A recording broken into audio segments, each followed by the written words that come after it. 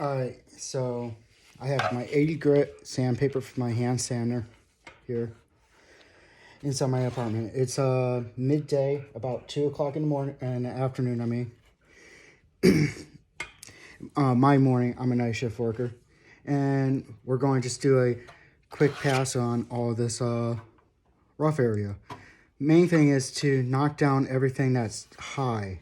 We're not trying to get to all the valleys. I'm just going to fill in the valleys with wood filler, because wood filler doesn't smell really bad, and when you're in a apartment, like Bono is probably better, but it smells like really rough, right? So you don't really want to use that.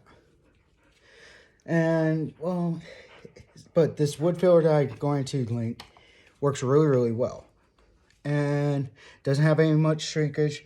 And I just put pretty liberal amount of it on there, and I just sand it into the crevices, and it looks really nice. It smooths it out, and if you have to do it one more time, you do it one more time.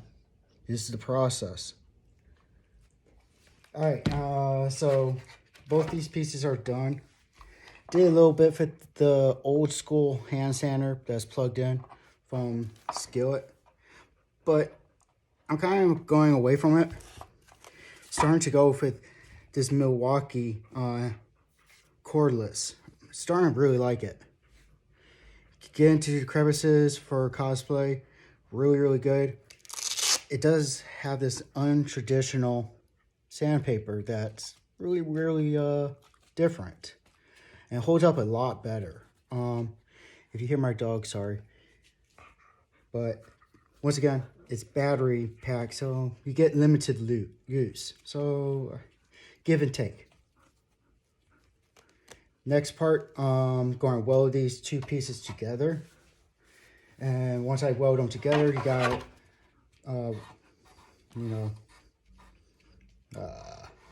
sand down the seams. Real quick.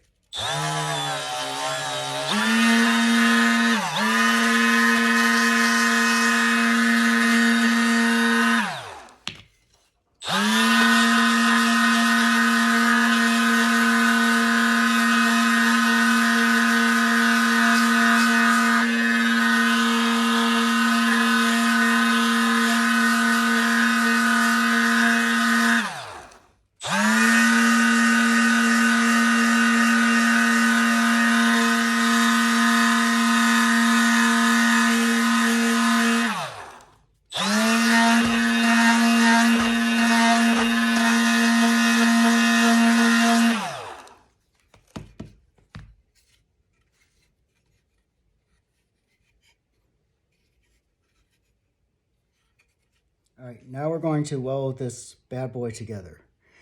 I'm using a cheapy welding soldering iron. Put it up to 480, which is the maximum. I'm not really worried about being precision for this too much. But this is luckily has like little tabs to hold it together while I do this. But you do want to make sure everything actually lines up on the back side, because this is where the meat and potatoes actually matters, because this is what's going to be shown to the world. So you want to make sure it gets as close as humanly possible. Normally I do this in a more safer environment where it can't touch something that potentially catch on fire, like a rug.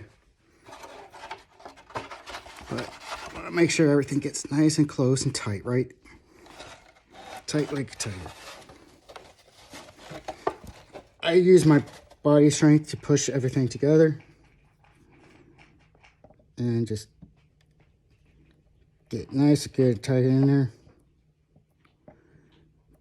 Push that plastic in, let it melt a little bit, harden.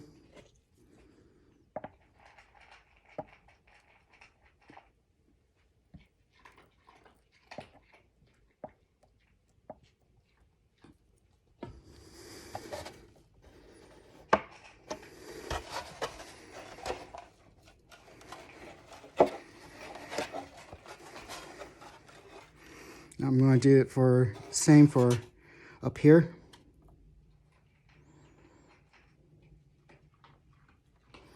Making sure this is in shot. Because I'd be super disappointed if I did all of that out of shot.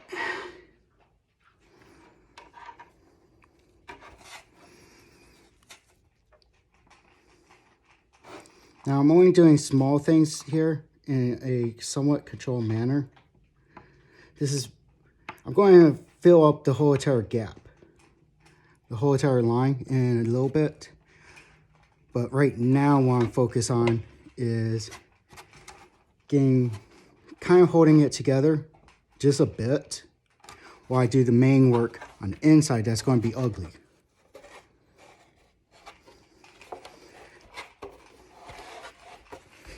Once again, using your body weight.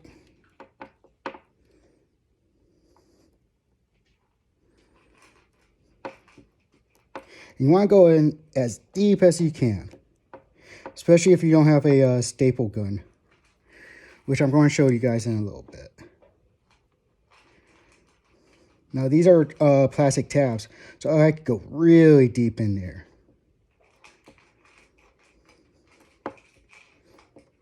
Now what you're hearing in the background is my dog eating. He likes eating when I'm talking. Feels comfortable.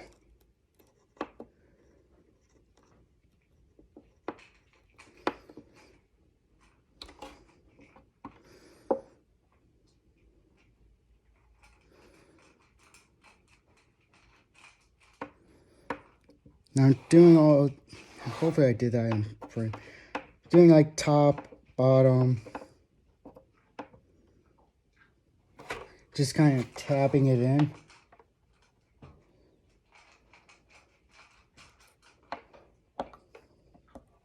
Just so it holds together. Also, I'm pushing material together that wouldn't probably be together normally, because I'm going to use extra filament to fill in that gaps. So it's okay for right now.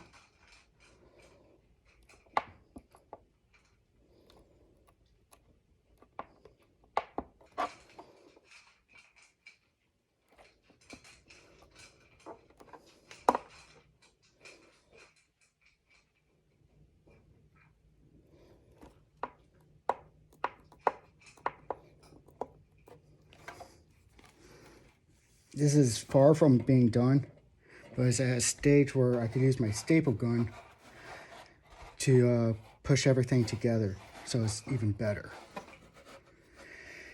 But you get kind of the idea.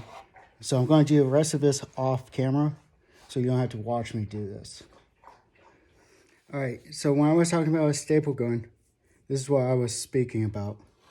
This is a electronic staple gun.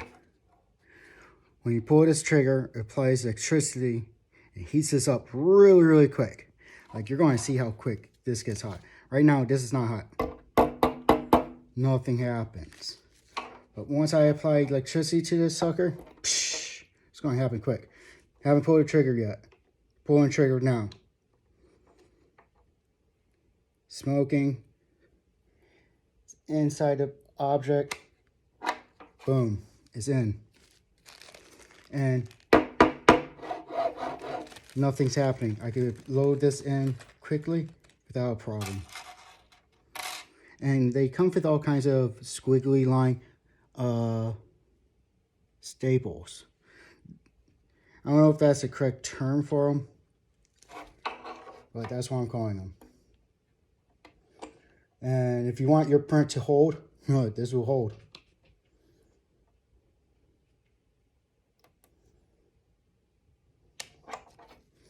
Now what you kind of maybe have noticed what I just did was I push in, and once it's close to the bottom, I push down.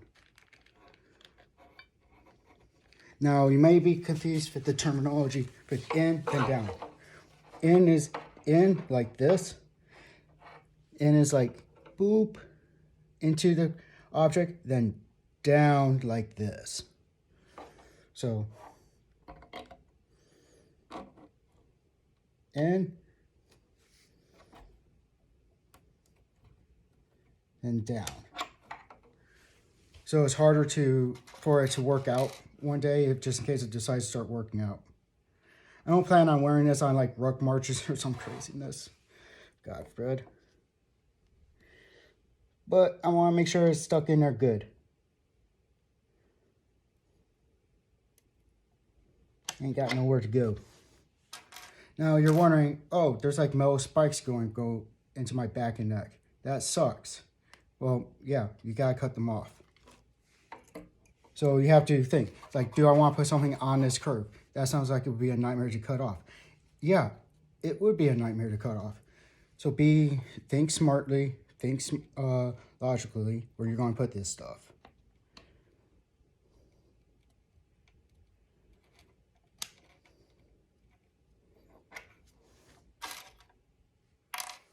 Now, am I doing overkill right now?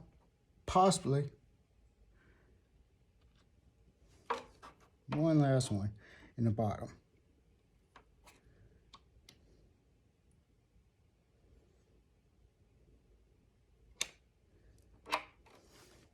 Now I'm going to put one on the top on the outside, because the inside, once again, it looks like it would be hard to cut out the little metal tabs. But on the outside here, doesn't look like it would be that hard to cut out.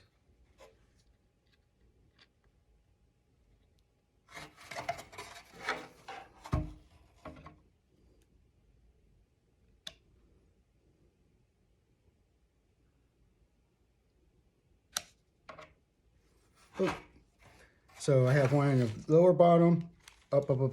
You probably don't need this many. And then one on the very toppy. I'm not going to put any on the outside here because they potentially will look ugly. And I don't want my thing to look ugly. Once again, I still have to seal this, this in, which I'm going to do off camera.